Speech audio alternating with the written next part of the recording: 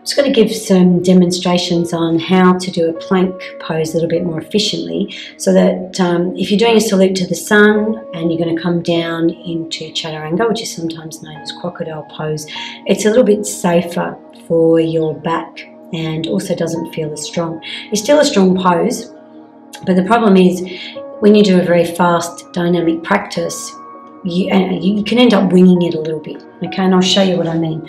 So the easiest way to come into a plank is to start in a cat pose, okay, nice broad palms, spread your fingers, and just try squeezing your elbows towards the midline. But we don't want to back like that. We want to push the tummy forward to the front of the mat, and don't look back either. That's a really bad habit that happens. So always just keep your neck in neutral. Now if you take your legs back and push into the balls of your feet, that feels relatively painless, okay? That feels very, very comfortable. But if my elbows are out here and I'm sinking, suddenly it feels very hard. You can see there's a lot of pressure in my shoulders. So come up, push your tummy forward. And to come down into chaturanga, it's not an easy pose.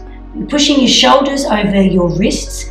As I said, elbows to the midline. Try breathing in. You're aiming to come down a little bit like an ironing board. You see, and maybe you can hover. That's quite hard. And then you lie on the floor and then come back, and we'll try it from a cat pose as well. So I wanted to show you that because what often happens is when you do very powerful, strong yoga and you do it quickly, most people don't have the strength to do that. So it kind of ends up being something a little bit like that. You do that enough times and you're going to get a very sore back.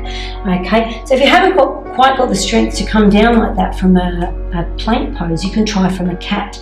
But it's the same principles. You take your shoulders over your wrist. You can see my back is quite flat, elbows to the center, and it's like a little push-up.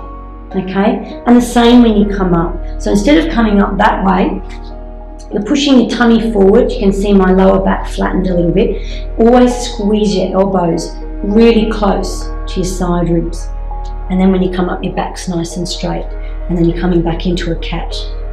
Okay, so does that make sense? And you can do exactly the same thing in a forearm plank. So I show you with your forearms on the floor, spread your fingers, push into the balls of your feet, take the weight back, but scoop your tummy forward. And here, because a lot of weight can end up going into your elbows, you want to press the pads of your fingertips into the floor. So you're pressing the pads of your fingertips and the balls of your feet, and then it feels relatively painless again.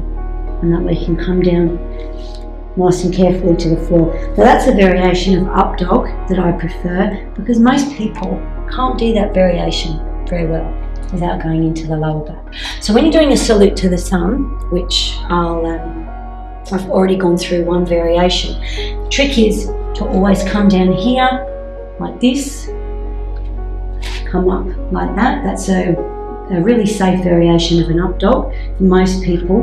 But when you come up, not like that, like that, like that, like that, and then into the down dog. Okay, and once you get all those poses working nice and slowly, then you know you can speed it up a little bit and you can speed it up safely. But that's important because you don't want to hurt yourself.